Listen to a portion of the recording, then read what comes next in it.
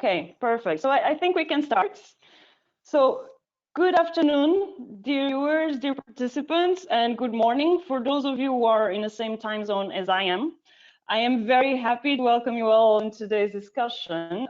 My name is Andreia Oliveira, and I am a consultant for Habitat for Humanity based in Lisbon.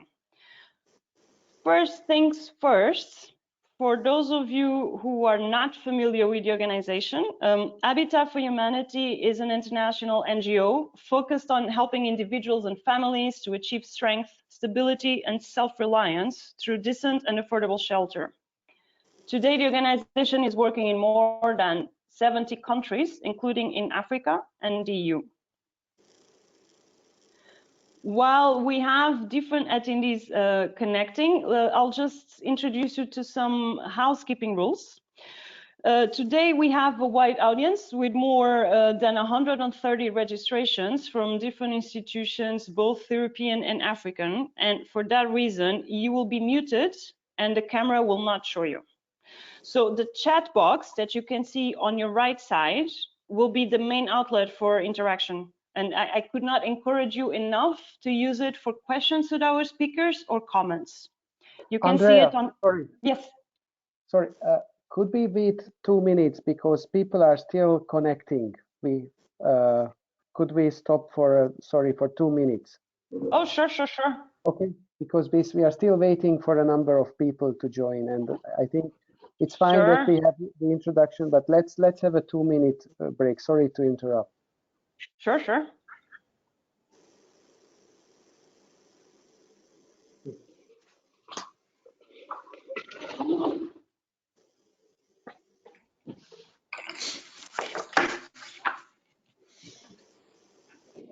Vou aproveitar para ir buscar água, André.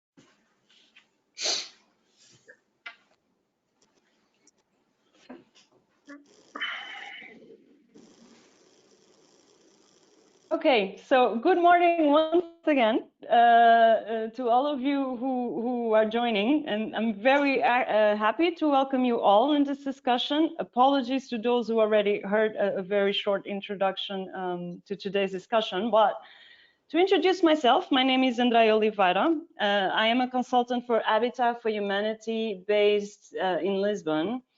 Habitat for Humanity, for those of you who are not familiar with it, is an international NGO that focuses on access to decent and affordable shelter as a means to ensure that individuals and families achieve strength, stability, and self-reliance.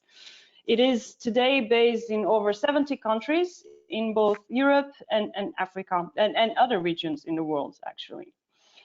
So, as mentioned before, there are some housekeeping rules for you, our attendees, please, to bear in mind, because we have a large number of registrations. You will be muted and without a camera.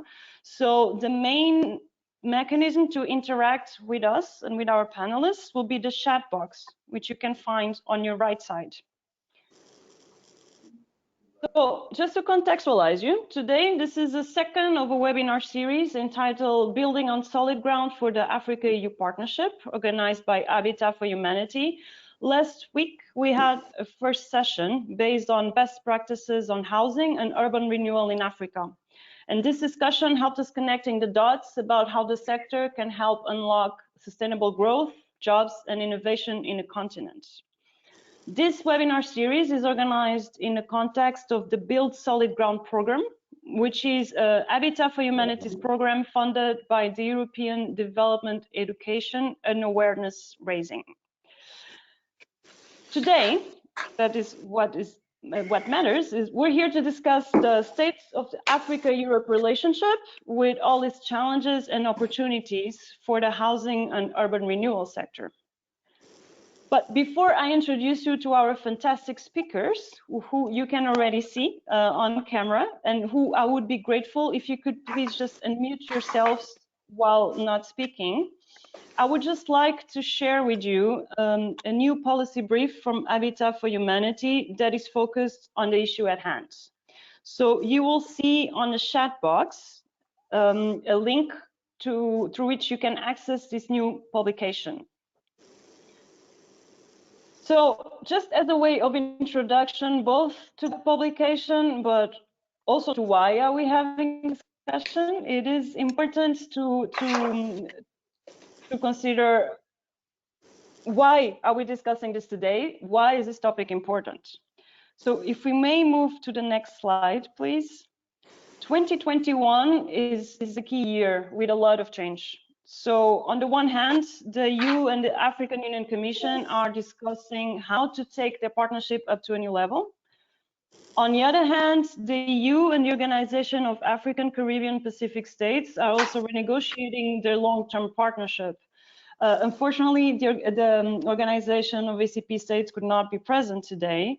In addition, 2021 is also the first year of the EU long-term budget, and it starts the beginning of the decade of action to achieve the SDGs. All of this is happening in a context with unprecedented impact brought in by the COVID pandemic. And according to new forecasts, the pandemic might be responsible for the first recession in 25 years in Africa.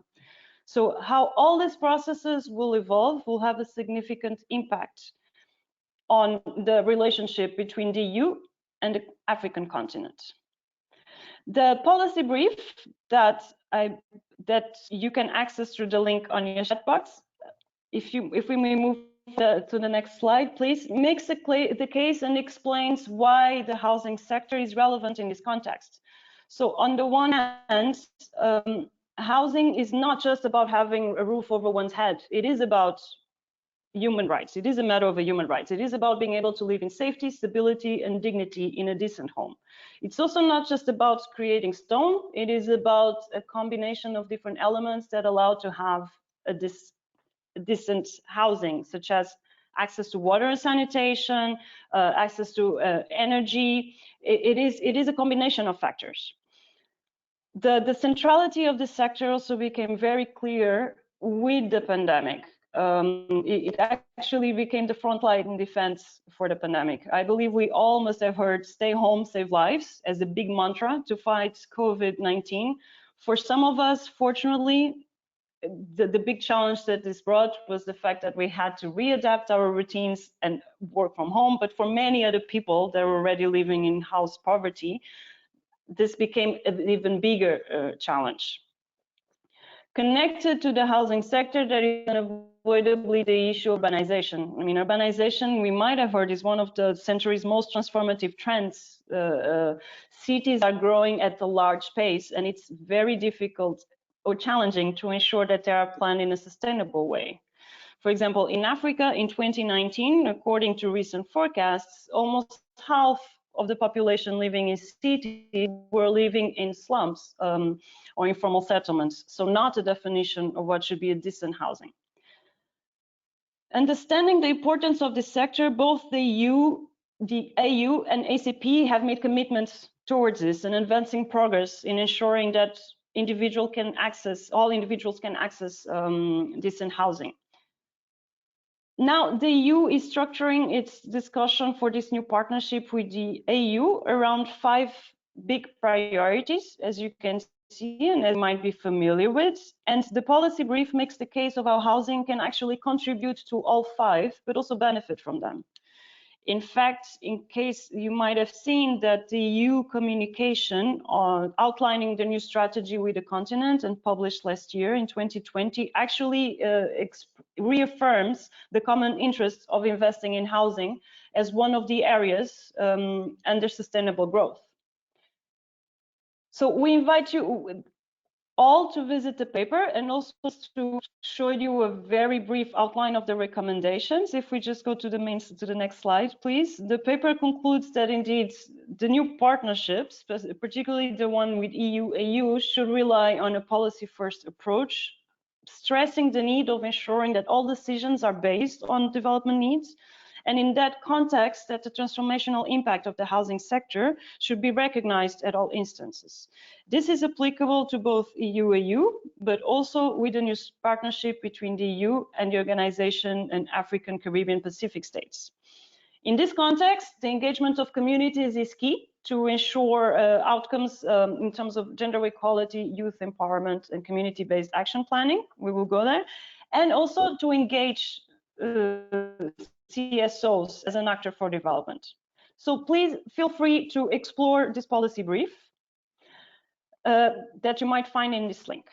And now it is my utmost pleasure to finally welcome our great lineup of speakers, who I will introduce alphabetically. So today we have Bernardo Cruz, who is a councillor at the Portuguese Permanent Representation to the EU and the Portuguese Delegate to the Africa Working Group at the European External Action Service. So Bernardo is ideally placed to tell us more about the Portuguese presidency vision of the partnership. He is also an associated researcher of the Portuguese Catholic University, and previously he was an executive board member at SOFID, which is the Portuguese development financial institution working on the private sector investment impact on SDGs. He has a wide array of experience with different stakeholders from public bodies, NGOs, business, academia. Francesco Tonnarelli is a urban designer and planner with broad experience working with intergovernmental organizations, multinational and planning firms in Europe and Africa. He has managed and technically supported diverse projects ranging from urban planning, land governance and administration to policy development and capacity building of governments. Francesco is currently working with UN Habitat Regional Office for Africa, focusing on the Horn of Africa region and on post-crisis settings and displacement issues in urban areas. Francesco will be able to tell us more about UN's vision on the topic. Giulia Maci is an urban planner specialized in gender-sensitive city development, youth engagement, and community-based action planning, with work experience in more than 20 countries across Africa, Asia, Europe, and Latin America. Currently, Giulia is an urban specialist at Cities Alliance, UNOPS, in Brussels, and she coordinates the Cities for Women global program. Giulia will, given her experience also with different European think tanks, today she'll be able to give us the perspective on why is gender-sensitive city development relevant to this context. Issaka Garba Abdou is a senior political officer and coordinator of the Secretariat of the African Union Policy Organization named Specialized Technical Committee on Public Service, Local Governance and Development, Urban Development and Centralization. It's a big title, and Issaka has been having this role since 2015. He has a long history of working in diplomacy and legal affairs. He was the first secretary at the Embassy of Niger and a permanent mission to the African Union and the UN Economic Commission for Africa in Addis Ababa. He was also the head of Multilateral Treaties Division and acting director of legal affairs at the Ministry of Foreign Affairs of Niger. Needless to say, Issaka is ideally positioned to tell us more about the vision of the African Union on the sector. Finally, last but not least, member of the Renew Europe group, Maria Soraya Rodriguez Ramos is a Spanish lawyer and politician who has been serving as a member of the European Parliament since 2019. Soraya's trajectory and experience has made a reference in environment, agriculture, and rural development, as well as foreign affairs and development cooperation matters. Between 2008-2011, Soraya was Secretary of State for International Cooperation in the Spanish government. And now Soraya has been elected as the chair of delegation for relations with the Pan-African Parliament. She's also Renew Europe's coordinator in the subcommittee of human rights. So all of these issues extremely relevant to today's discussion. And we can't wait to hear Soraya's take on the Parliament's work. So welcome all. Now that we have our wonderful speakers introduced, I would suggest we go on with the discussion. I see we also have connect, apologies if I may, Maurice Makulu, who is a senior director for the Africa Hub of Habitat for Humanity. He will be doing our closing remarks, so I will do a closer introduction to him later on.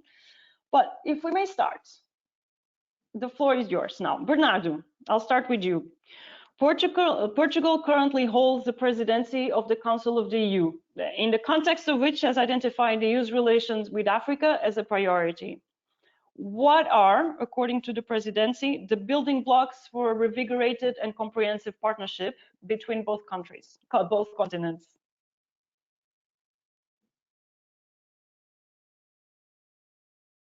You mute, sorry.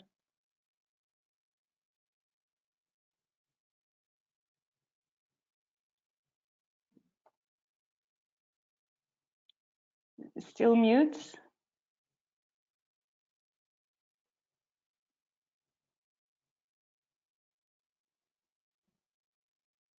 Now it's unmuted. Okay, sorry for this.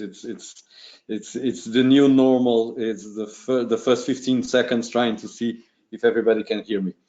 Thank you for the invitation, Andreia. Thank you for the other panelists to sharing their panel with me. I must do a small disclaimer just at the beginning. I am no expert in housing or urban policy, so I will not be touching the main topic of the program. I'll be focusing on what Andreia asked me, which is how the Portuguese presidency and Portugal sees the relation between Europe and Africa. And I'm going to address particularly what you asked, the building blocks of that relationship. And I would like to start by saying that 6 years ago, we all agreed, the whole world agreed, on a shared path for development, encompassing and impacting on every nation, including low, middle, and high-income countries equally, and on each of us.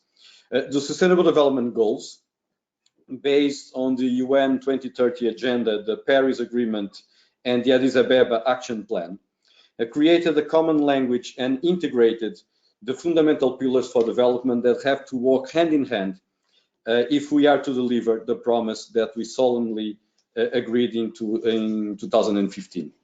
On the SDGs, we formalize the link between economic growth, social development, and environmental sustainability. And the only true surprising thing about the 2030 agenda is that it took us so long to realize the obvious, that without economic growth, there will be no social development, and without social development, our economic growth will be limited and unfair.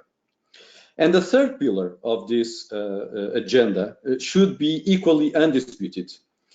Science tells us that the planet will not endure a new round of unsustainable growth. We just cannot carry on as if climate change was not upon us. Regardless of where we live, this is a reality. We need, therefore, to implement a balance between the three pillars of the SDGs.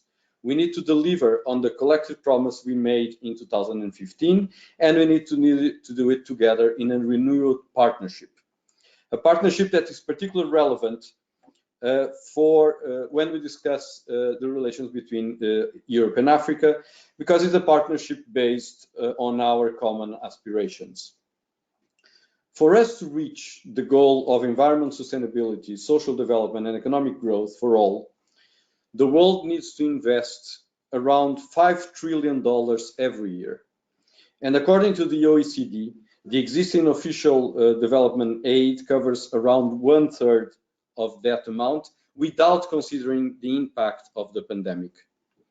We need to, we have a significant challenge to finance the SDG agendas, and we cannot rely on business as usual to do it. We need to bring new actors into this agenda, and the international community recognized that also in 2015 with the Addis Ababa Action Agenda. In particular, we recognize a role for the private sector.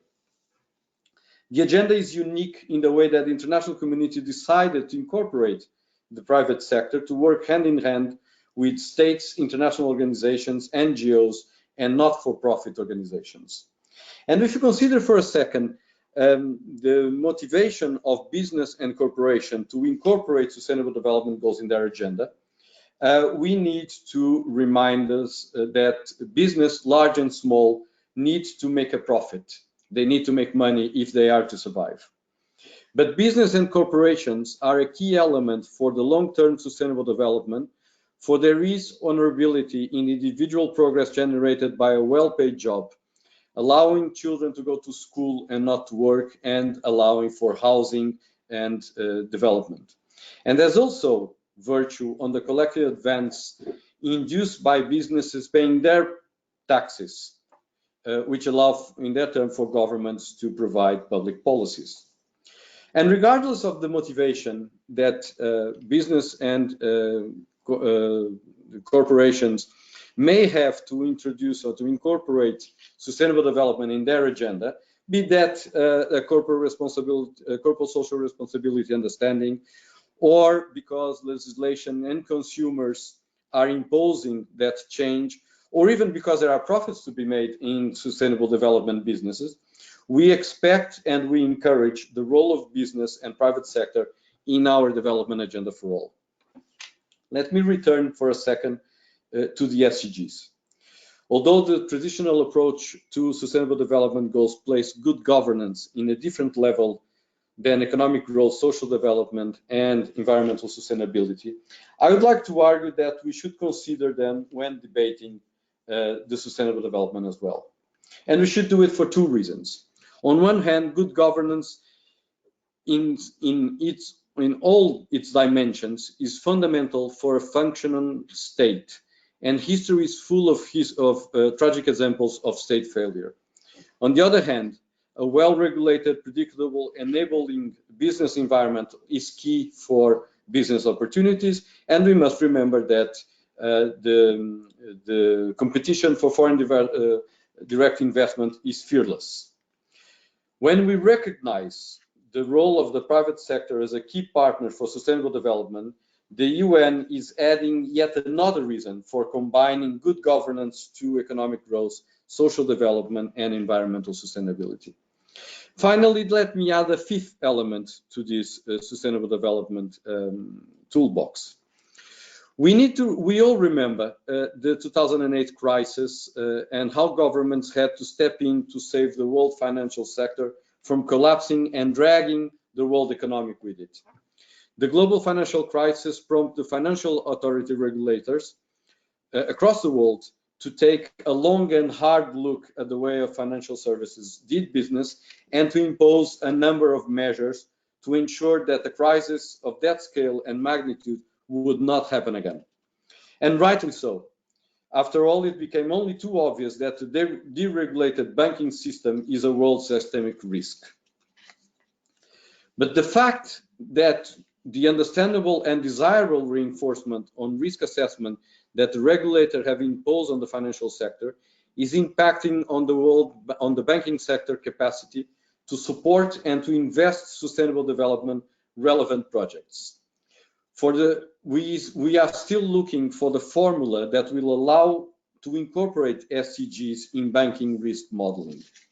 It is true that some elements of sustainable development are already being incorporated in the banking investment portfolio, in particular climate change resilience, but other areas that are fundamental for development, notably the impact on social development, are still not part of the tools for risk assessment and for financial development support. We need to look at financial development in a holistic way. On one hand, by including sustainable development into the risk analysis and by blending grants and loans in a coordinating funding. On the other hand, we need to revisit the burden of debt in developing countries as a key mechanism to generate further financial stream for public policies and sustainable development. And finally, and I'll stop here, we need to do it within the joint effort to fight and recover from COVID-19 world impact, where economic growth, social development, environmental sustainability, good governance, and financing for development are all part of the integrated toolbox of building back better. And I'll stop here. Thank you so much. Thank you so much, Bernardo. Francesco, let me come to you now. So Bernardo told us about the importance of investing in integrated approaches and having holistic approaches. Do you think that the domestication of the global new urban agenda in Africa has been subject to this kind of approach? And can you please is it possible just to say a few words about the new urban agenda in case our audience is not familiar with it, please? Yes, of course. Well, thank you very much also for inviting us to this event. So the new urban agenda is a global document which was adopted at the United Nations Conference on Housing and Francesco, apologies for interrupting. It's just we're having some issues. I don't know if you can speak closer to the microphone, but it is a bit difficult to hear. Oh, let me check.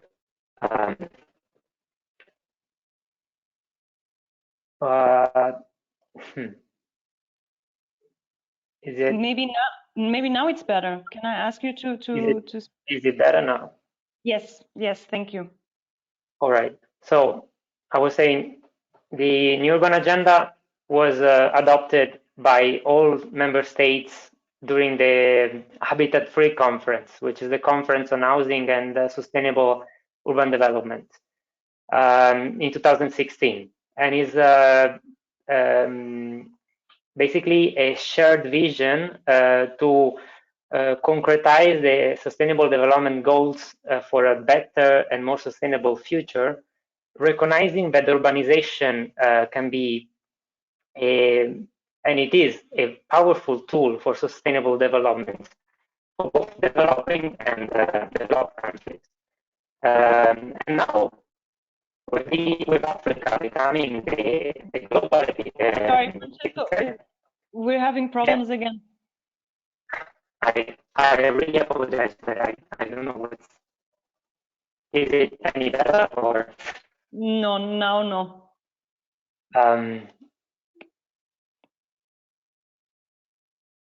Don't know if you have... now? Yes, thank you. Now? Thank you. Yes, now it seems to be better. So please go ahead. Okay. I hope you hear me. Yes, now it seems to work. Okay. So I was saying Africa is now the epicenter of urbanization. So the new urban agenda becomes a key document, also guiding the path for development.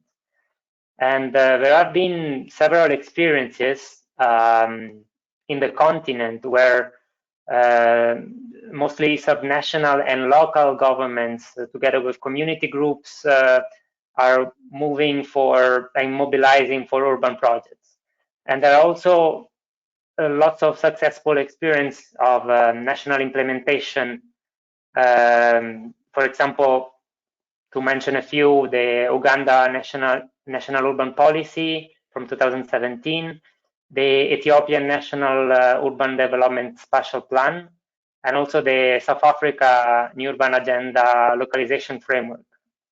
But where I think the African countries have shown an extraordinary effort in recognizing the roles of various stakeholders, groups from the continent level to the local level, passing through regional, national, subnational scale, is in the integration of in a common framework for implementation.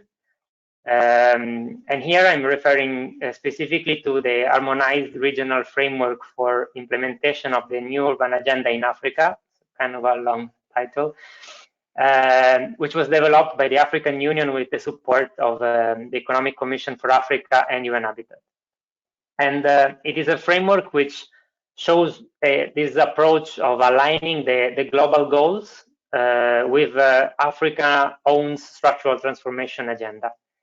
And in fact takes as a starting point the region itself and the Africa Agenda 2063 as a base for the policy prioritization process, and also the common African position to Habitat 3, which kind of clarifies the Africa 2063 agenda for what pertains to urban and human settlements, and then builds on linkages and synergies across all the various global agendas, and not only the new urban agenda, the NUA, but also SDGs, the Paris Agreement, the Sendai framework, and so forth. So we now Africa as a mechanism which links African transformative outcomes with priorities, targets, and indicators, which are also common across development agendas. This means that there is not only the need for integration in terms of sector and fields, but also in terms of agendas and policies. This also goes up to the drafting of a model law on housing, human settlements, and urban development, which the African Union, together with UN Habitat, is working on, which will set standards on sustainable planning and development, which then can be adopted by the member states at in their national legislation. There is also the issue of like the institutional setting for an harmonized monitoring and reporting, which also includes urban observatories. Sorry, it fell. But I will not go into that. I think if I can add an only point, which also connects to the importance of engaging the widest audience in this process, is this multi-stakeholder approach, which UN Habitat always tries to advocate to. Including not only state and governmental parties, but also communities, civil societies, and private sector. And this is really key to not to step beyond policy for the delivery of actual urban projects. In particularly in housing, where usually housing is an issue which is dealt at national government level, but then the implementation is really done by cities and private developers. I think I'll stop here, and then we can discuss later. Thank you. Thank you so much. Thank you so much. So we hear about the need of having integrated approaches, and there are still some challenges. Issaka, I hope you're connected. So it would be great to hear a bit more now from the perspective of the African Union Commission. So understanding there are some challenges, despite the recognition of having this integrated approach to the housing sector, what are, in your view, the key challenges, including for land tenure and sustainable urbanization, that the continent still needs to address?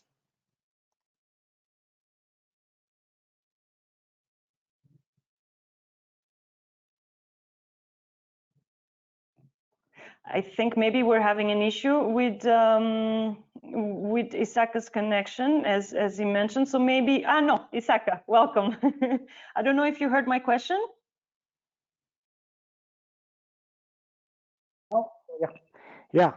Thanks, Andrea, for this invitation at this important event.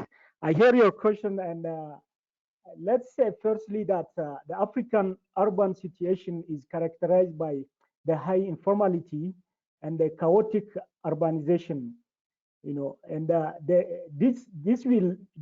we can see this through the infrastructure deficiencies of all sorts, from water, sanitation, road waste, and also the climate change issue, which is impacting especially population that are living in the periphery of the city. So, regarding the challenge of slum, which is related also from the land tenure, we can recognize the majority of African population, around like 70% live in the slum, with a poor housing condition, lack of essential services, and lack of security of the tenure. So this is, I can say this is the first challenge that we can highlight here. And regarding to that, the UN Habitat, I'm glad that to see Francesco is here with us. He can maybe intervene when necessary. UN Habitat has a publication on slums, which is an information resource on this. And to address this slums problem, the AU is working with UN Habitat, ECA, especially ECA, UN ECA has developed as a technical lead to support the STC 8 to develop the regional framework on the implementation of the new urban agenda, which is like the African perspective, the continent perspective in how to implement, domesticate the Kyoto outcome after the Kyoto conference, you know, on Habitat 3. So AUSTC as the policy organ has developed this policy with the support of UNECA and UN Habitat to support member states on domesticating the new urban agenda in Africa. I will come later maybe on that, or you can also share later the link for participants to have access of this regional framework. So one of the second challenges is water and sanitation in slums and other low-income settlement. For that also, we have noticed with our partner UN Habitat, they have developed a African Clean City Initiative hosted. So that's support in this area, and also create job opportunity for youth, women, and people. And we have the third sector, which is very relevant to our topic today, is housing finance. The lack of appropriate institution and housing policies to enable low-income people to access the housing finance is very key. When you consider that the gap, you know, the housing gap is about 50 million on the continent, approximately, because we know that there is still data problem. There is a challenge to get also accurate data on this area also. So housing finance is key, and it's in addition to attract funding, there is a need to have adequate business plan based on a proper market studies, and the future area of housing should be also connected to existing facilities and the center business district. The lack of adequate transportation system also affect population well-being at the outstreet, where people or insufficient infrastructure are available. So reflections are ongoing on with UN Habitat in liaison with Shelter Africa, which is aimed to set up country or project specific methodological approach to housing provision and to ensure that house units are provided to specific target group. On all this, I will also come later on this housing sector when you will ask me the second question later, because related to COVID, COVID-19. So we need also to enhance the role of a private sector in housing and real estate development. Also is very key. Now, the fourth point is the energy sources in human settlement.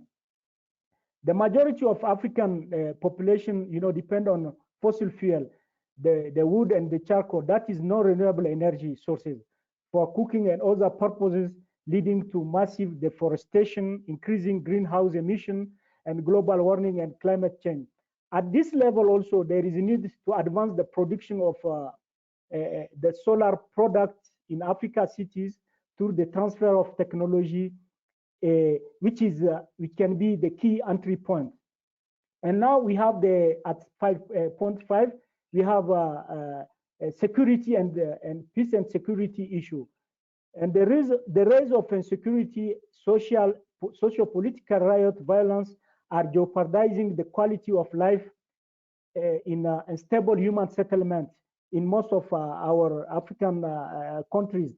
That push people to small or secondary towns, less prepared to address humanitarian and extra development need due to an increase of local population.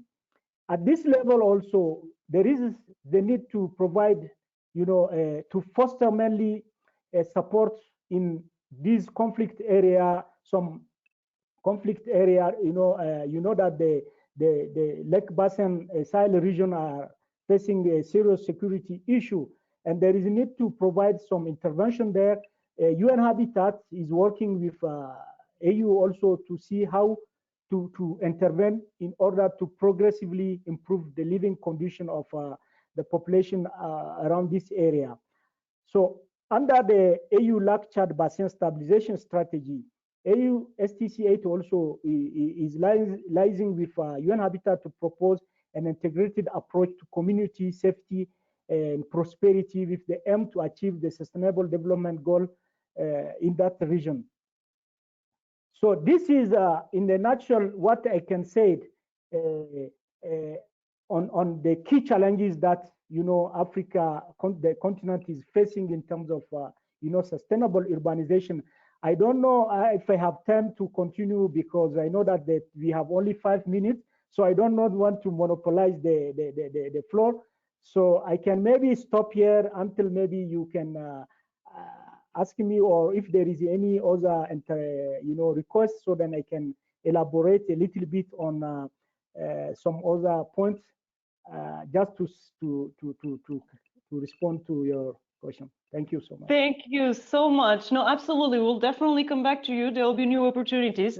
You already helped us having this big picture of the myriad of challenges connected with the housing sector and how this might translate to the lack of opportunities, and which actually brings me now back to you, Giulia, because Issaka already mentioned that indeed some groups, such as women and youth, they might be impacted by the lack of access to this public good. Given your specialization on gender sensitiveness and community-based city planning, what are, in your views, the main hurdles to foster gender equality and greater participation in local development in Africa when it comes to this sector? Thank you, Andrea, for inviting me to this interesting event, looking at the future of Africa and Europe partnership. I believe that this future will be urban, as has been said, but also a female future, and creating cities that are responsive to women's need, which is really at the core of my work at Cities Alliance, will lead also to economic growth, economic recovery, better public services, equal distribution of assets and opportunity, so a better future for all, for the whole African continent. This is why, as has been said by you, by all the speakers before, by Francesco, Africa is urbanizing fast, but the current ways cities have developed and are planned fails to integrate the most marginalized, namely the youth, the urban poor, and the women. And so many people, in fact, cannot access to the services and the freedom cities can offer. And in particular, exactly women and girls suffers from multiple inequalities. They face multiple obstacles for the integration in the city. So you ask about what are the obstacles. They are multiple. So they can be found in the job market, in the economic model. The majority of women in Africa who are working in the informal sector. So they are street vendors, domestic workers, they all care work, petty traders. So they are more exposed to health and economic risk, as we can see also during the lockdown and the COVID emergency. They have less control and ownership on land, and this exposes them to eviction. You mentioned housing eviction. Women are the most exposed. Obstacles can also found really simply in the access of to urban space, to streets. Women are not free to walk and use public spaces due to the risk of assaults, harassment, but also in general for the cultural norms. So they cannot go out, they are left free in going out. Other obstacle is really in the access of urban infrastructure. Issaka mentioned water scarcity as one of the big issue in Africa. Well, women and girls are responsible for water collection in 80% of the household without access to water. So in case of water scarcity, women have to even walk more every day, multiple walks every day to collect water. And this, of course, is linked to time poverty for other activities like jobs or economic activities or education. Also, the transportation poverty, so the lack of public transport, which is a key topic for cities in Africa, affect mainly women. Women are tend to use more normally public transport, but because of the safety, because of the lack of public transport, they have also difficulties in access to, again, job opportunity and education. Last but not least, it's the obstacle for political representation. So still globally, there are only 20% of mayors are women.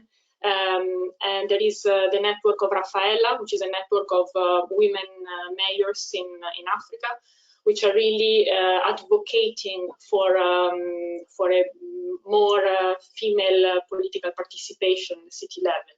So this is also about really power balance and power relations, having more women also at the decision-making level. All these inequalities are, of course, interconnected. So transportation is linked to economic opportunity, land is related to education, and so on. So integrated but also gender inclusive planning can be really a powerful tool to address all these inequalities in once, and addressing and understanding also with this inequality.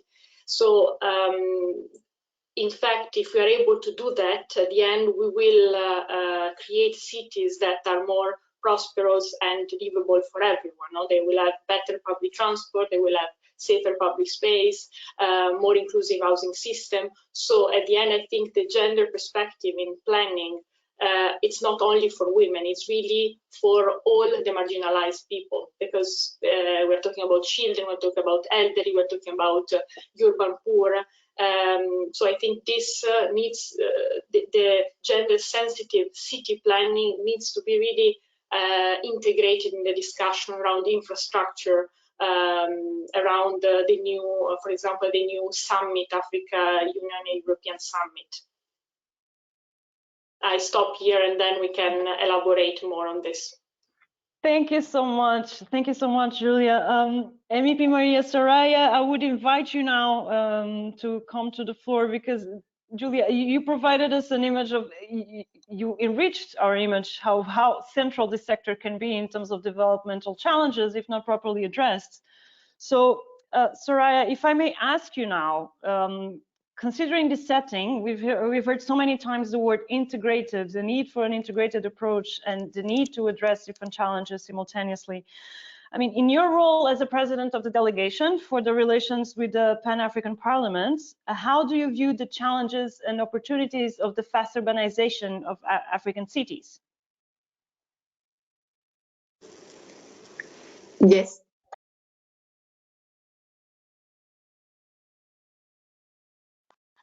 Can you hear me? Yes, we can. I'll just be grateful if you could also connect your camera, please. Perfect. Can you hear me now? Very well. Thank you so much. It is a pleasure for me to participate in this webinar. And let me thank Habitat for Humanity for the great work of organizing this series of webinars. Thank you for your invitation, and thank you also for the previous speaker for their interesting intervention. I think the partnership between EU and Africa can represent an unique opportunity to scale up action to transform urban development, invest in green and sustainable solutions, and provide access to water, sanitation, and accessible basic services and housing in the African continent.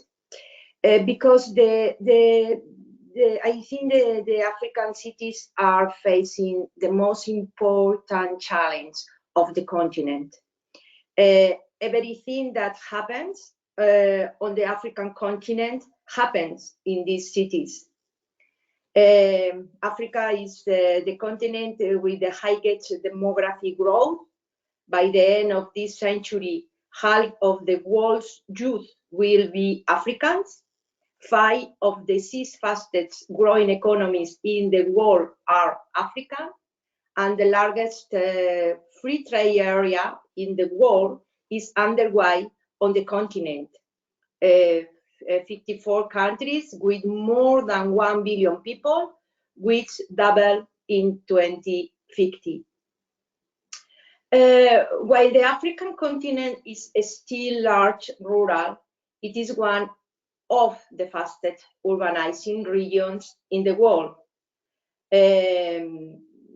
Lagos, the capital of Nigeria, is the most populous cities in Africa continent, as well as one of the large metropolitan area in the world. Millions of people live in a cities congested by traffic, saturated with pollution, and living in informal settlements. These conditions increase the difficulties for supply of basic services such as water, sanitation, recycling, grass. But today, the urban phenomenon is not a matter of large city. I think it is above all a matter of intermediate cities. The dichotomy between rural and urban disappears when we extend the territorial approach to intermediate urban centers. The sustainable development on African intermediate cities, small and intermediate urban centers, is the most effective instrument to respond to internal migration and movements of people to large cities. Intermediate cities represent a great hub for adequate, sustainable, and accessible territorial planning on the continent. They have the great potential to plan the provision of basic and essential services, not only to their population, but also to the population on rural areas. In Africa, it's true that the fast urbanization leads to poverty, environmental degradation, climate change, conflict, and rapid population growth. But where there are challenges, there are also opportunities. It's very important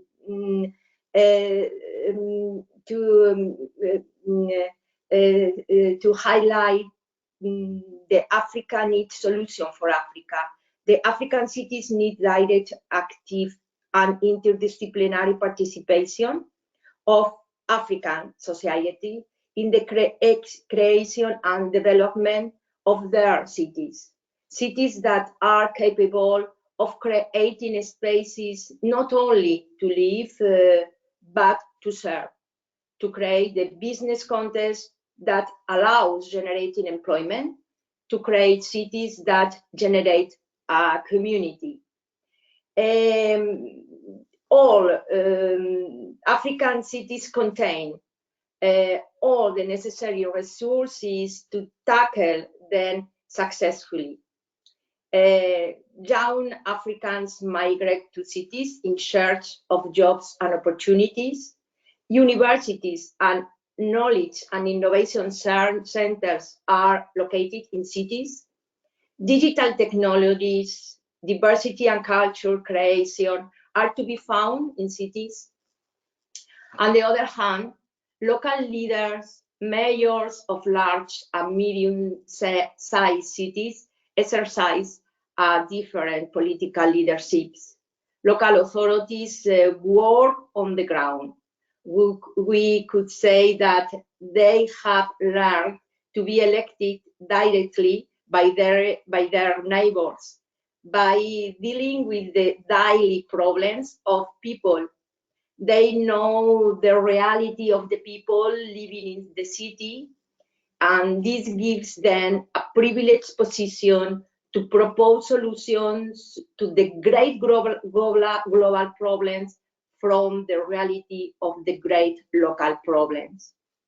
I think the European Union and Africa Union need to strengthen the capacity of the local authorities in planning and coordinated public finance management to promote environmental sustainability in green and resilient cities. European Union and Africa have a common interest in promoting investment in basic healthcare, clean water, and housing, and in developing infrastructure and capacity to tackle the consequences of COVID-19 and the future pandemic. And I think we have a framework very, very important to do this. Is the new strategy 2030, the agenda of the development. I think we can to continue in the debate. Thank you. Thank you so much. Thank you so much for all of you. We are indeed facing a very complex picture, but to echo Soraya's words, I mean, there's also a way of actually grabbing these challenges and turn them into opportunities. And that's one of the added values of this sector from what we're hearing also. So in last week's discussion, in case some of you were not able to follow, it was clear that for the European Union, there are 5 sectorial priorities as we already addressed, but the bloc is also extremely concerned in addressing inequalities. And for this, the housing sector can be instrumental. So now I would like to challenge all of you to actually look ahead and consider what kind of specific opportunities can the EU-Africa partnership bring within this context. So I'll start again with Bernardo, if I may ask you, please.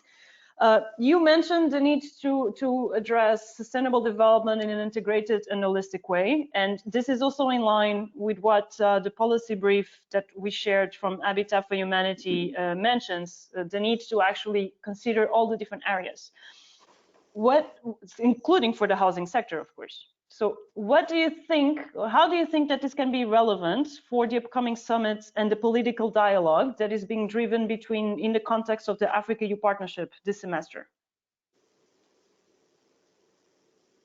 Thank you. Can you hear me? Thank you so much. Let me, we want to bring together during the Portuguese presidency all these the various elements that we talked about, and I was particularly happy to see that there's a consensus between everybody who spoke on the need of bringing together sustainable development, including or in particular economic growth, social development, environmental sustainability, good governance, and the private sector. We are the Portuguese presidency. It's very committed to the African Union, European Union summit.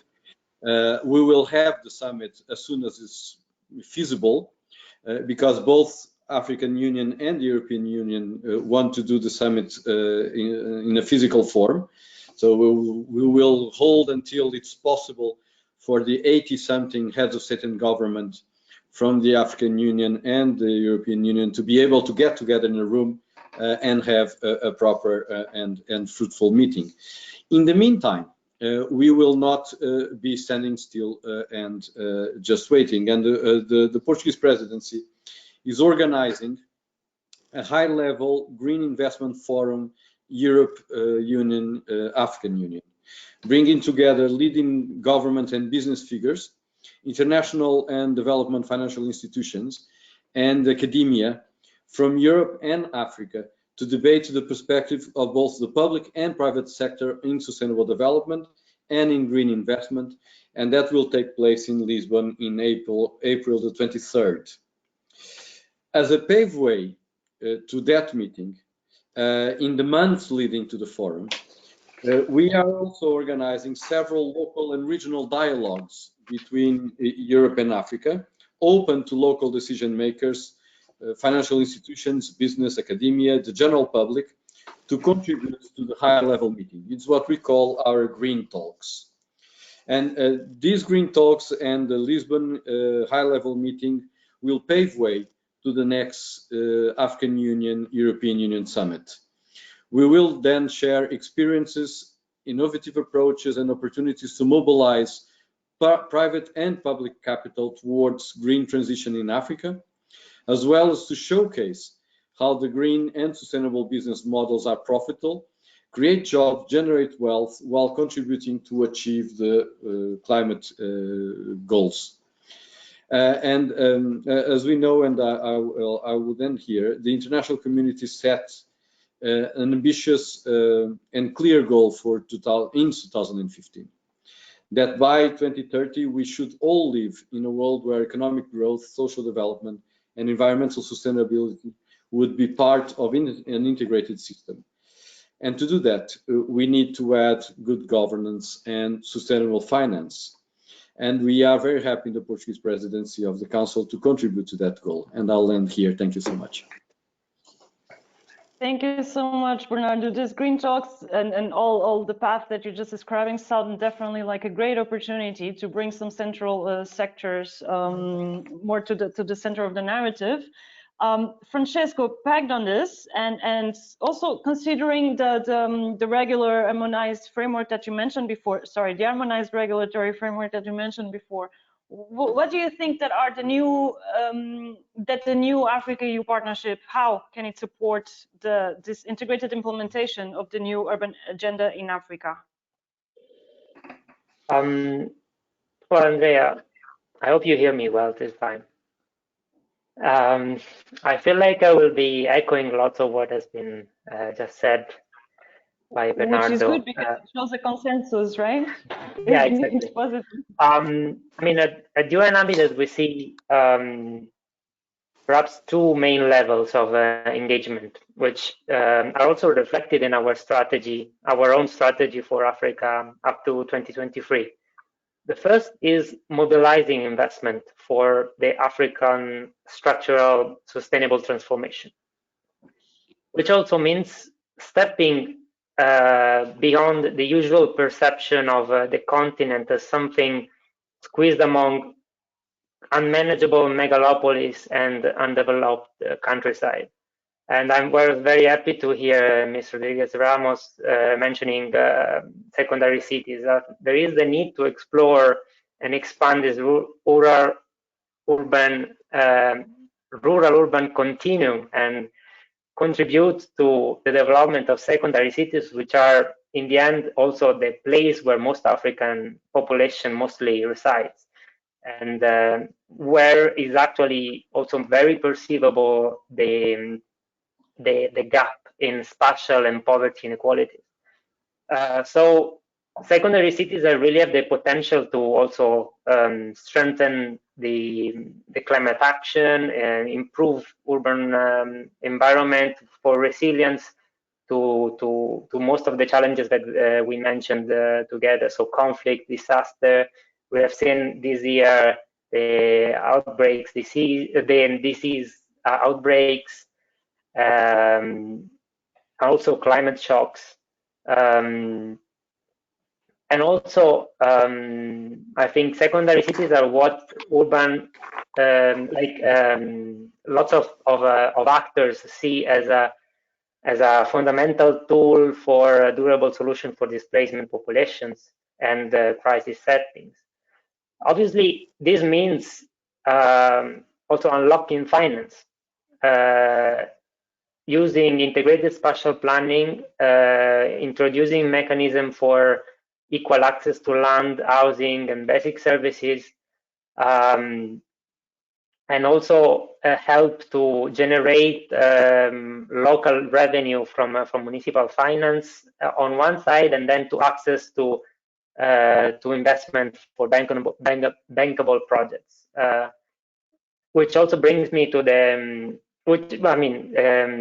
brings me to the second level of engagement, because bankable projects need an interregional coordination.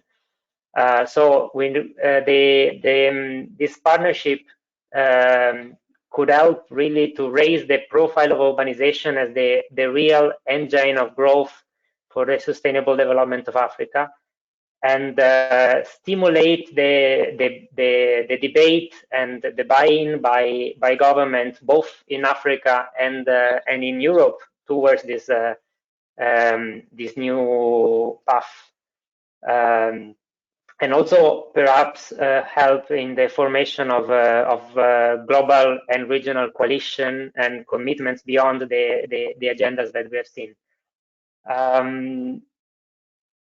I think also, and I'm sorry if I repeat myself, there is this need to mobilize non-state actors, so partner effectively with communities, private sectors, and so on. So, for example, UN Habitat is developing a platform for coordinating the initiative and activities of all relevant stakeholders working in the housing issues at global level, but with a strong focus on Africa. And the end goal is, on one side, give recommendation, practical and action-oriented and evidence-based. And then on the other side, support the formulation of bankable projects, which then donors and investors can chip in. I will stop here and I will let others talk. Thank you very much. Thanks so much. This is a great outlet to ask you now, Issaka, because we hear about a lot of, we can call it to-do list, but a lot of potential solutions to leverage the sector. As you mentioned before, we are facing now a post-pandemic, well, we will face soon, hopefully, a post-pandemic phase by which we need to ensure that we're not just preserving all the gains, but we're also making sure that we're building back better. So in your views, what do you think are the main opportunities within this context to elevate the importance of the housing and urban renewal sector under the new Africa-EU partnership?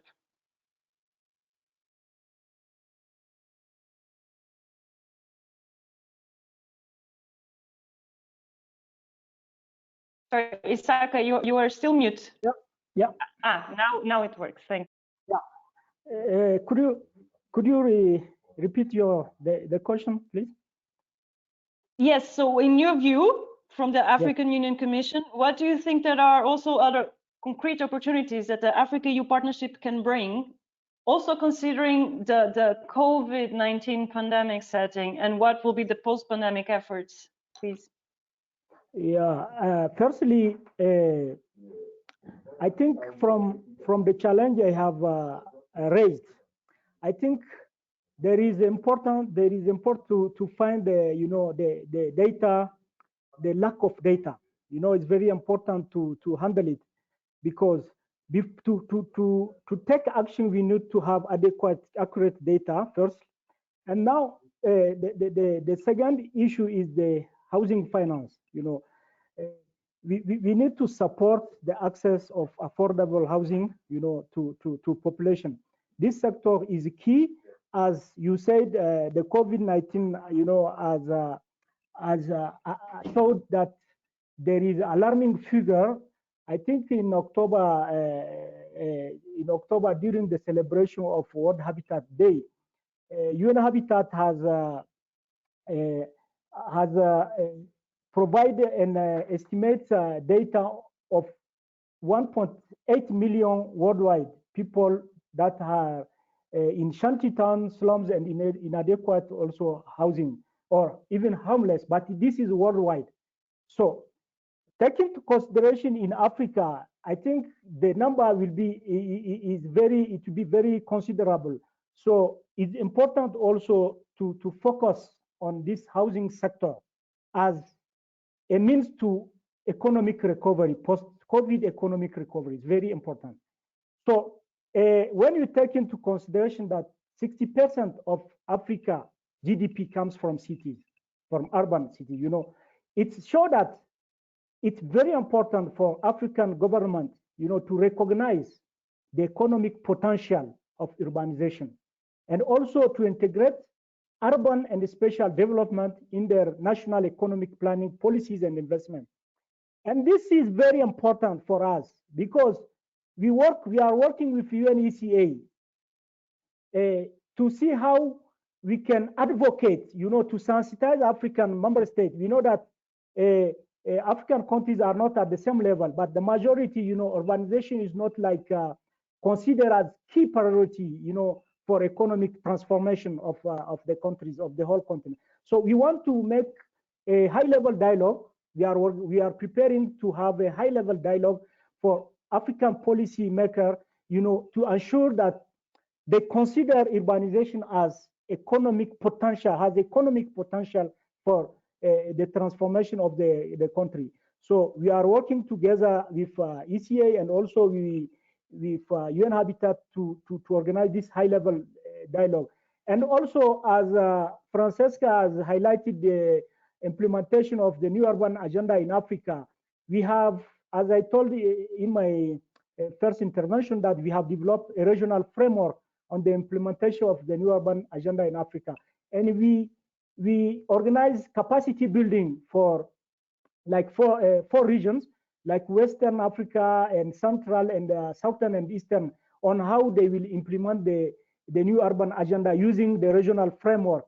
So this is the first level. We still have now to with the UNECA support, because we got the support from United Nations Economic Commission for Africa. And this year, what we are planning also, apart this high-level dialogue, is to organize a workshop on the integration of urban and the spatial development into member state national economic planning policies and investment. This is also key, is very important to be considered in this partnership with EU partnership. So this is what I can say in a summary, and give the opportunity for others to intervene. Thank you very much. Thank you so much, Issaka.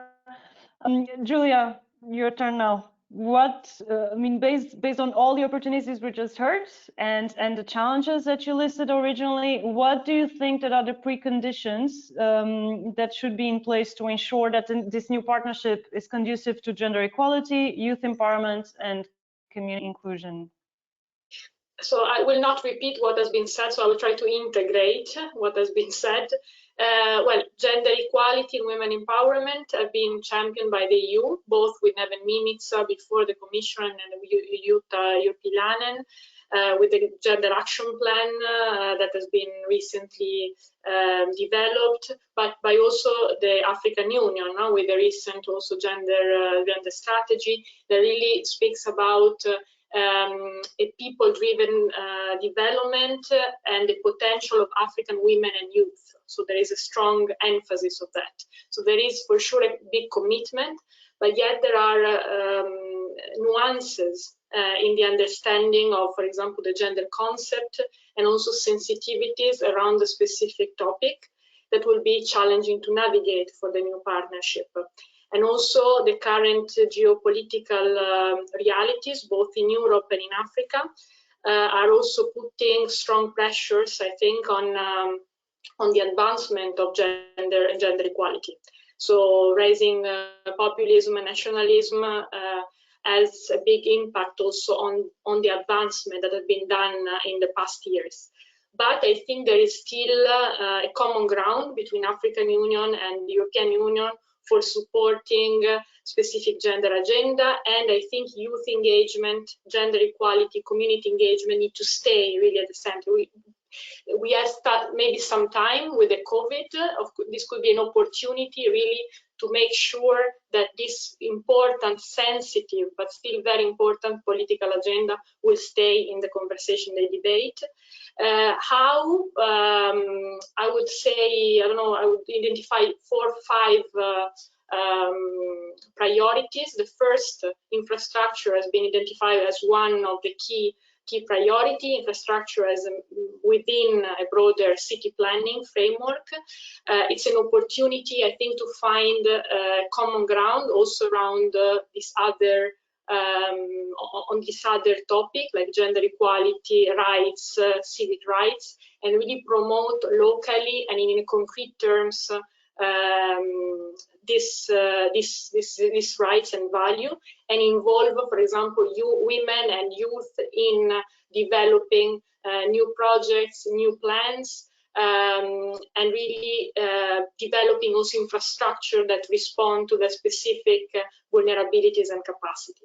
The second has been mentioned, finance, no? So we need to have money to support gender equality, the promotion, the real implementation of gender equality. The new instrument for the neighborhood and development cooperation, the INDICI, that has been formulated, says that 85% of all the projects need to have an objective related to gender equality. I would say that this is great, but could be also that instead only of a percentage of number of projects, could be good to have a financial value instead, the target, like we do for climate or migration. So a percentage of the money and the investment that we're putting, and of course blending finance is also an important mechanism to leverage also private investment. The third is, of course, this is connected with a monitoring system that we have to have in place, even better.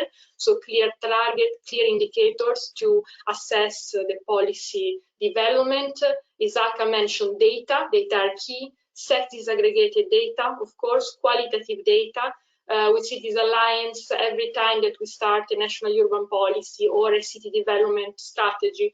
We are always starting also with a qualitative assessment, participatory assessment, community also from informal settlements can provide data, and it's very important to involve them.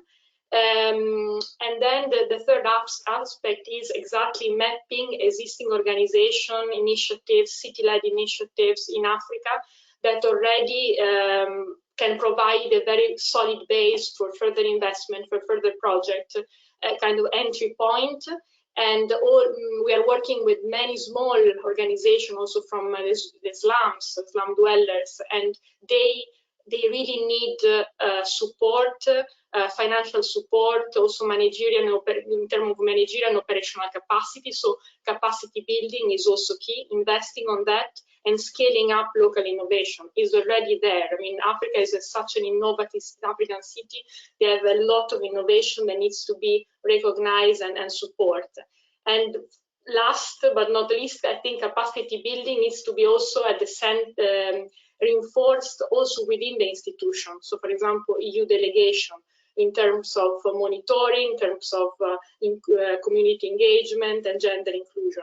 And I think the upcoming month that will lead up to the summit, the African Union European Summit, I think will provide an opportunity to both the African Union and the European to really send a strong signal on inclusive development, on gender inclusion, also considering the new nature of the partnership. So both the African Union and the European Union are both equally responsible to promote inclusive cities and development. And of course, the COVID-19 recovery strategy, starting from the recovery strategy, we need to start to place inclusive development and gender at the center as a starting point. We have to recognize that, for example, community, youth, and women network have been at the forefront in providing support during the crisis, also in informal settlements, and we need to recognize this role within the new strategy. Thank you. Perfect. Thank you so much. It's another a very comprehensive approach to what can be done, a lot of opportunities. Soraya, if I may ask you now, in terms of, in your view, how can the new partnership between Africa and EU promote change to scale up action towards sustainable development through this very integrated urban agenda? No, perfect. Thank you. As I said before, we have a unique opportunity to scale up action to transform urban development, invest in green and sustainable solutions.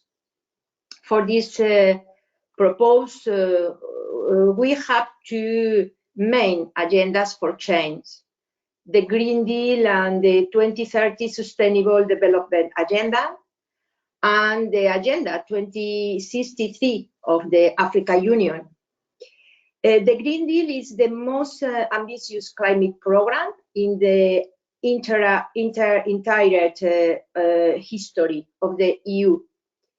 In order to achieve climate neutrality by 2050, the Green Deal proposed to transform its energy system with the ambition to achieve a carbon neutral economy, and by investing in digital transformation, innovation, and knowledge. These are the basic pillars of the Green Deal. Within this framework, the EU-Africa Partnership has established an Africa-EU Energy Partnership to improve access to secure, affordable, and sustainable energy, and increase investment in energy infrastructure in Africa. This energy partnership with Africa is a key instrument to transforming African cities. We cannot forget that the cities that occupy only 3% of the planet's surface do monopolize between 60% and 80% of energy worldwide. Building green cities with zero carbon emissions, where the CO2 that is produced is eliminated through circular economic processes, is already possible if we have the appropriate technology. The role of green investment is so important in Africa. The investment in renewable energies, the investment in green infrastructure, in recyclable waste, in new technologies. They must be the objectives that will mark the path of our partnership in the new European Union African Union strategy. $1 invested in renewable energy will generate 4 times more than $1 invested in fossil energy. The green transition is an accelerator of development and the fight against inequality and poverty. For this reason, I think it's very important the Portuguese presidency is organizing a high-level economy and green investing forum, EU-Africa, at the end of April 2022-23. The green transition in Africa is essential for the future of the private sector and job creation on continent, as well as for the fight against climate change. This is why the Agenda 2063 on the Africa Union and 2030 United Nations Sustainable Agenda converge on so many aspects, on social development, inclusive economic development, on peaceful and inclusive societies, and also on a number of environmental sustainability challenges. Energy transformation, urban transformation has a huge potential for job creation for young people. Investing in green infrastructure is a way to address the high unemployment levels in the continent while contributing to skill development for building sustainable and green cities. Without a strong political will on the part of world leaders, the structural transformation needed to achieve the goal of a green economy is impossible. The European Union and the African Union should reinforce the political dialogue between both continents on sustainable urbanization to ensure that all development action underpin inclusive urban transformation. In view of the upcoming EU-Africa summit, which was delayed due to COVID-19 pandemic, I think it would be crucial bringing to the table all these fundamental issues to achieve green and digital transformation. Today, more than ever, we have to remember that this is not just an opportunity for Africa, but an opportunity for all us in an interconnected and interdependent world. Thank you. Thank you so much. Thank you so much. I mean, such a wide array of great ideas and great suggestions. We're running a bit out of time, but I wouldn't want to miss out on the opportunity to have interaction also with the audience. So I have one question from Eniola John Phillips, who is asking what kind of innovations are being explored in the area of housing finance on the supply and demand side. I may pass the word to Issaka first and then Francesco. Please. Issaka? Yes. Yes. Yes, Andreia. So the question is what kind of what innovations are now being explored in the area of housing finance on the supply and demand side? Okay. So I think when you look at the COVID-19 pandemic has remind us that the proper housing is key for the containment as one of the measures needed to mitigate the spread of the disease. And take into consideration the gap, which is already about 15 million, housing gap from on the continent, which was added to the homeless situation created by this COVID-19. I think is very alarming, and there is a need to focus, as despite the socio-economic impact that COVID has created, to consider the housing sector as a key enabler for the economic recovery of the continent. And as I said earlier in my first presentation, there is a need to support the housing finance. This is a sector that need to be supported through the private sector. And as I said earlier, we are working as innovation. We are working with UN Habitat and Shelter Africa to support creating, through a specific country project, to create, to develop the housing sector in order to facilitate, affordable housing for population with low income, in Africa. And this project will be facilitated from AU side through the law model. We are working on development of a model law on housing. A model law on housing to support, member states, firstly, to handle, to address the tenure, the security of the tenure first, and also the urbanization, the urban law difficulties that member states are facing. So I can consider that this model law is key in supporting, the development of the sector in our member states. So this is what I can say on this question. Thank you so much.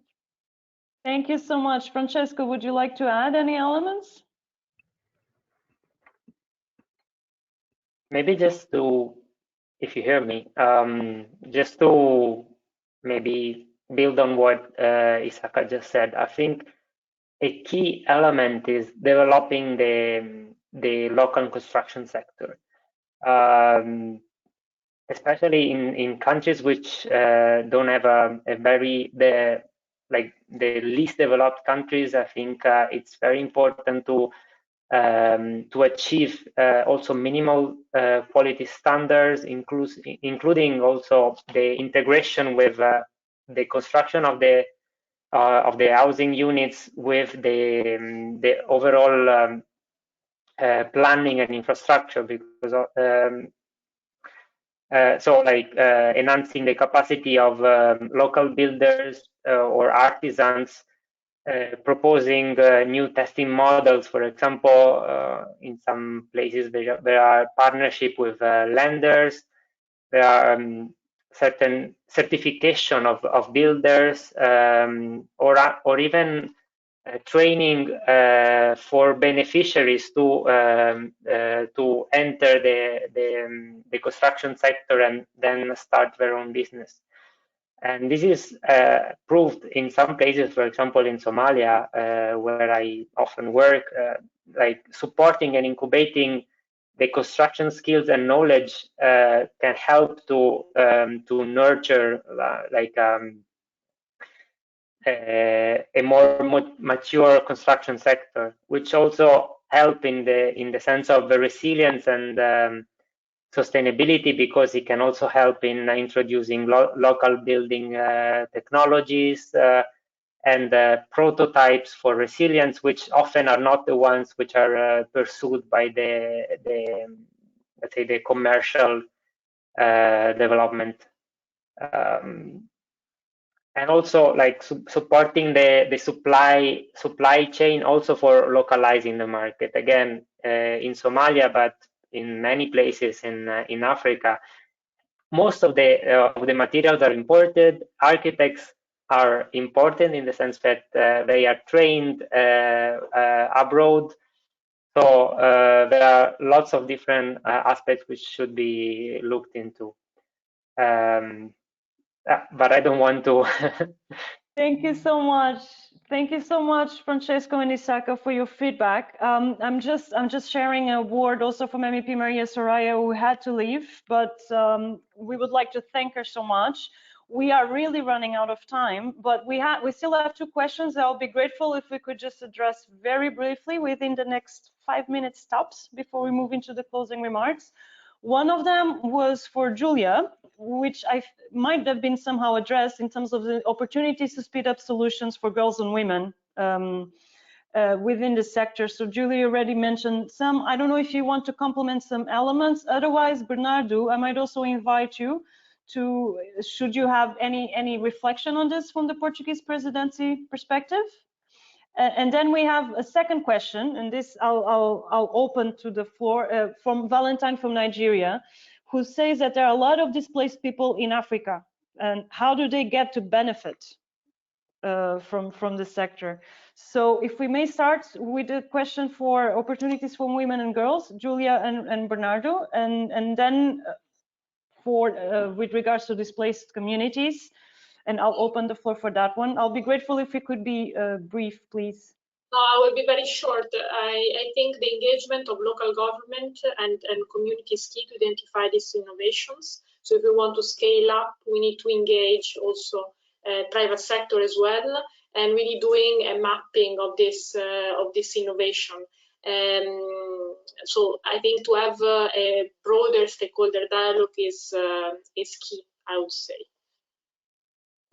And targeting, of course, investment to that, as I said. So to really have specific investment, specific target, not only number of initiative, but real target that goes only. I think I would have take a focused approach. So only to initiatives led by women. Thank you so much.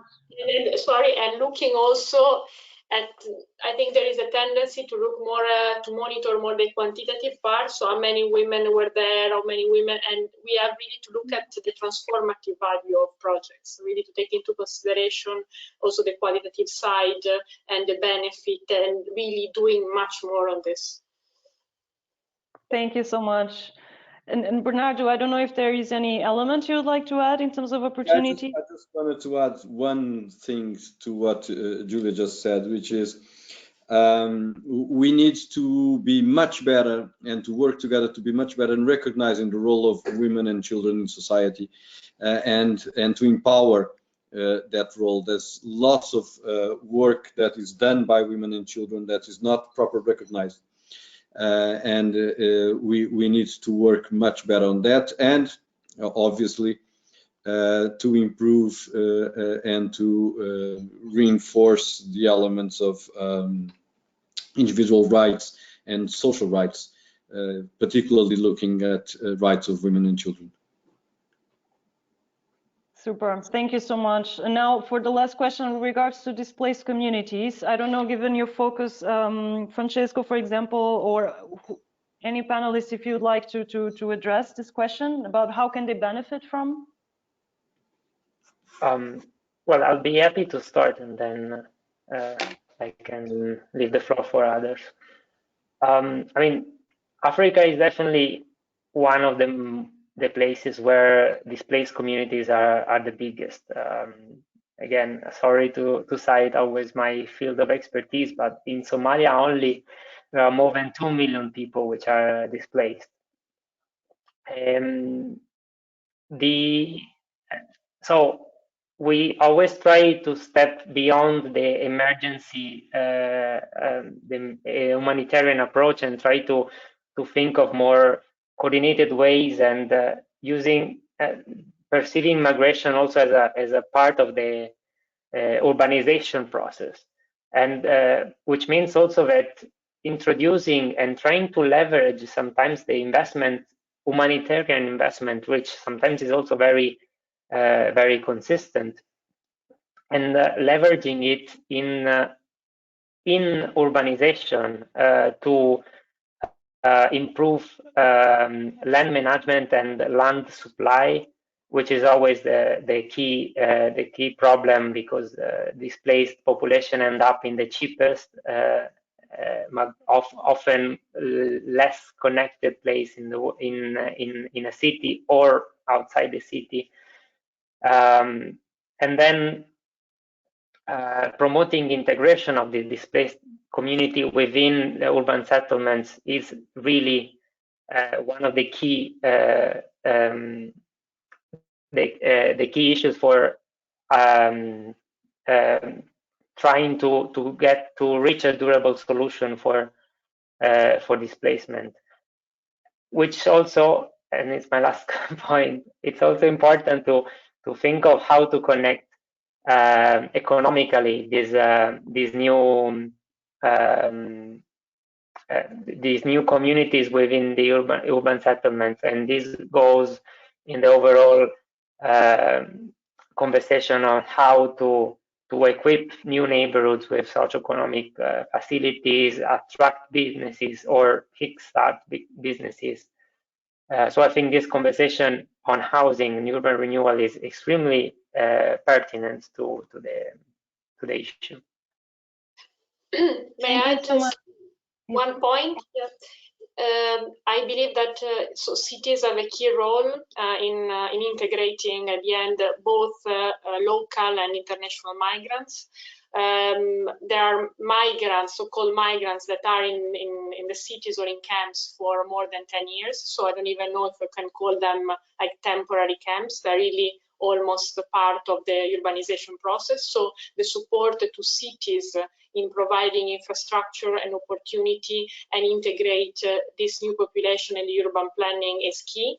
And also I think also to work more on the remittances and remittances community and international community within also the local and the city planning is also key to find synergies on this. Super, thank you. Issaka, Bernardo, any additional word before we can go to the closing remarks, please? Issaka, you mute. Okay, so on this last point, as Giulia said, we should strengthen local authority, local government. I remember the Secretary General of UCLG Africa said development is local.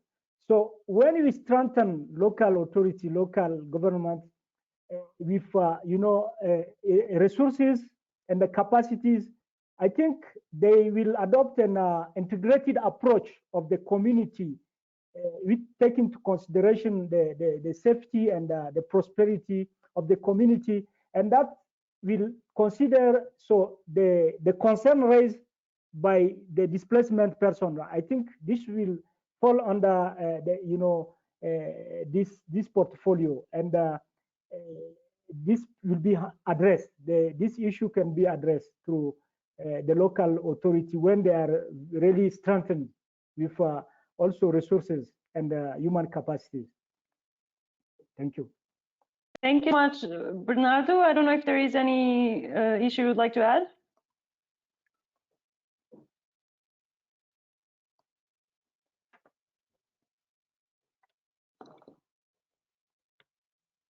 Okay.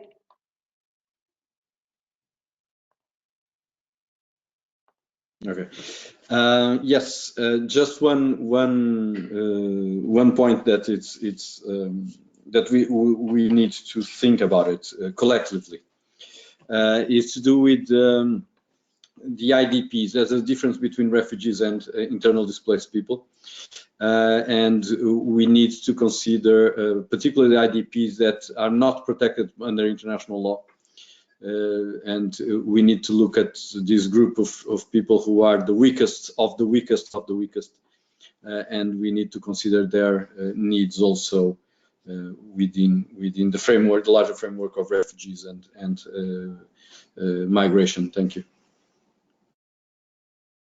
Thank you so much. So I know there are some technical issues with Francesco camera, but before we close, I mean, we are really out of time. I would like to thank you so much for your interventions. But before that, I would just like to pass the floor to Maurice Mukulu, Senior Director of the African Hub for Habitat for Humanity, based in Kenya. And Maurice has over 20 years of experience as a strategic global nonprofit executive leader who has developed and led successful organizations in Africa. He's a lawyer by training. Prior to joining this sector, Maurice co-founded an NGO fighting for the interests of communities, especially on natural resources governance and environmental protection. Maurice was for 9 years the regional director at the Ford Foundation in East Africa. And right now, in his current position, is leading the development and execution of a regional strategy to support Habitat's network in the region. Maurice, the floor is yours. We're eager to listen to your closing remarks. And welcome once again.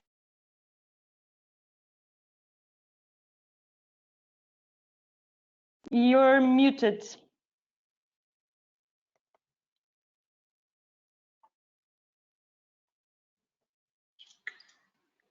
Can you hear me now?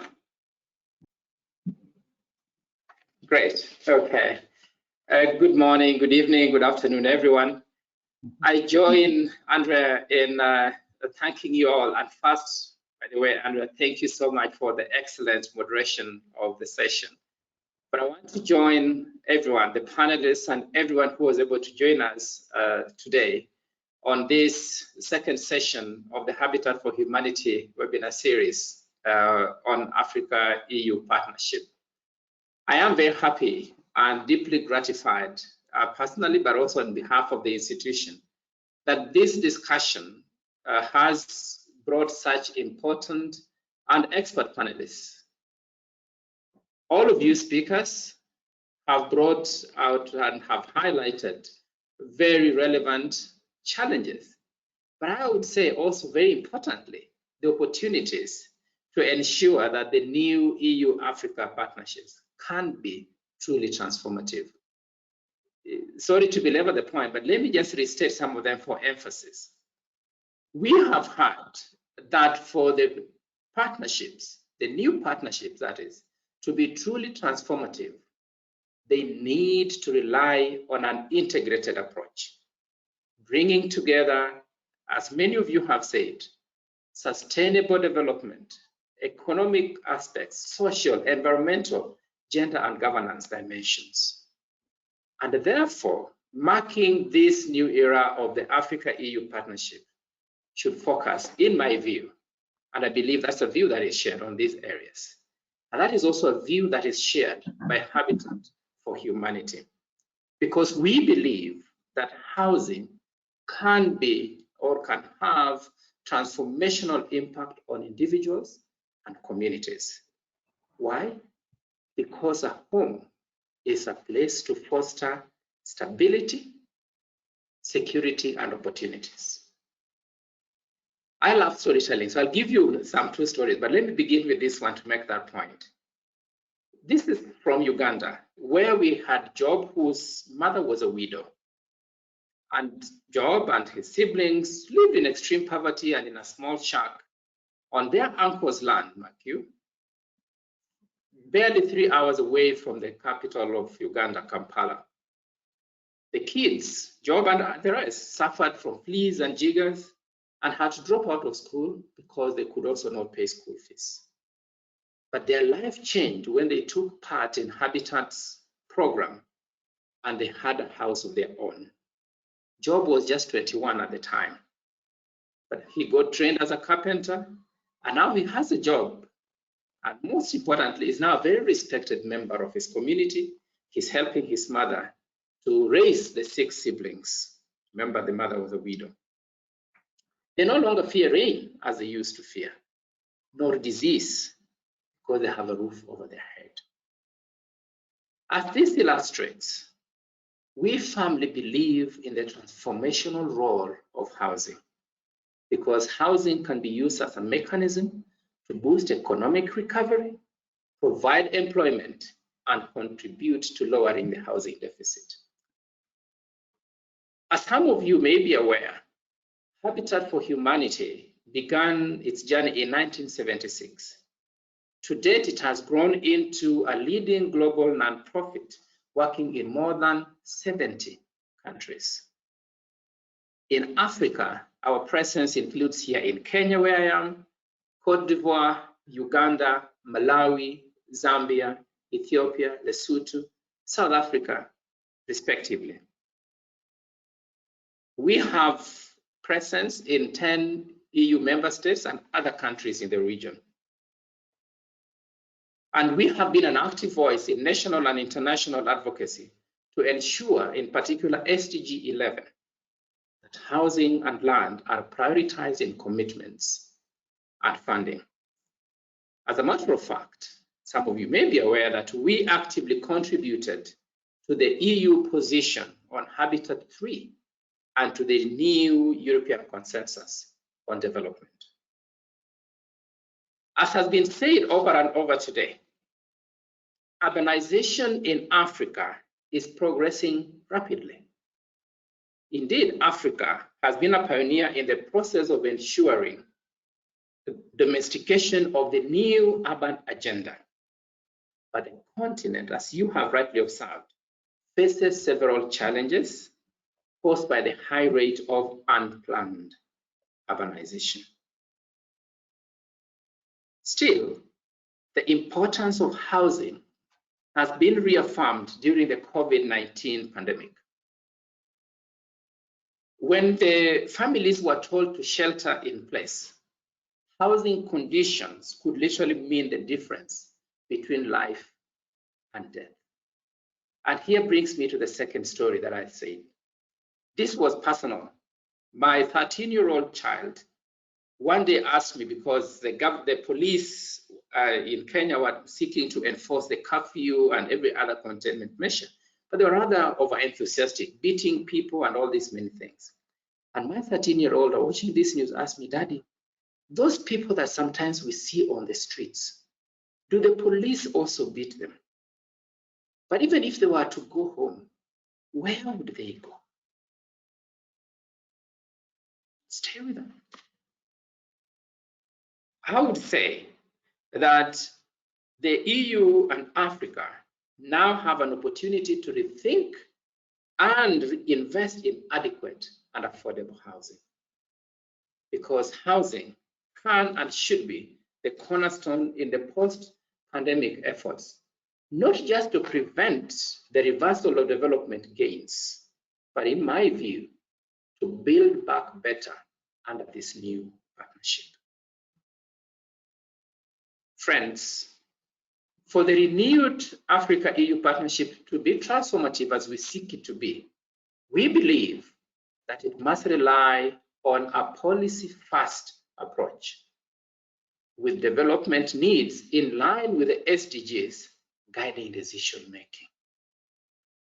And given the fast-growing pace of urbanization in Africa and the associated need for adequate housing, the transformational impact of the housing sector as an essential component to build back better should be recognized in the new and reinvigorated Africa-EU partnership. But we also heard that cities are the perfect outlet to reflect on the central questions such as gender equality and gender justice. While urbanization offers many benefits, the ugly face of urbanization is urban poverty, often impacting mostly women and girls. Inclusive strategies under both partnerships should engage communities in the decision-making process for adequate and affordable housing. In our view, this would allow safeguarding gender equality, youth empowerment, and community-based planning. Both partnerships should therefore recognize the role of civil society organizations as critical stakeholders to ensure communities are at the heart of designing and implementing housing programs. If planned well African countries are well positioned to tap into the potentials of sustainable urbanization as a driver of structural transformation. In our view, friends, the new partnership that we're talking about should reinforce the dialogue between the two continents on sustainable urbanization and recognize the importance of the housing sector, including urban renewal and access to land in all of the discussed 5 priorities: green transition, digital transformation, sustainable growth and jobs, peace, security and governance, and migration and mobility. It is true that we have great challenges. It is even truer that we have greater opportunities. And with your help, individual and collective help, we will meet them and ensure that the Africa-EU partnerships can be as transformative as possible. Before I close, I just want to give a special thanks to the Cities Alliance and the UN Habitat, and to you, our dear speakers, as our collaborators for the entire series of webinars on the EU-Africa partnership, and in a special way to the EU for financial support of the Build Solid Ground project. As we stay here in Kenya, asanteni sana. Thank you very much for joining us in this fruitful conversation. God bless you. Maurice, thank you so much. I mean, there's so much to take from this discussion, and there's such a breadth of enthusiasm from all the speakers, including even from the audience, that I for one, was very happy to witness today. And we hope this is indeed the beginning of an ongoing dialogue. A next step that we might offer is also the 3rd webinar and the concluding webinar of the series that will take place on the 18th of March, focused on SDG implementation. So we'll be sharing an invitation with all of you very soon. There is one point I failed to mention beforehand, and apologies for that. We added on the chat the link that Issaka mentioned for the regional framework on the implementation of the new urban agenda in Africa. So you can find the link there. On my side, I mean, I only have one last thing. I would really like to thank you all of our amazing speakers for your time and your brilliant inputs. And of course, thank you all of you, our viewers as well. I hope you had a great time. I definitely did. And I hope to see you soon. And stay safe. And as we say in Portugal, I don't have the Kenyan expression, but adeus e obrigada. Thank you so much. Thank you. Thank you. Bye. Bye.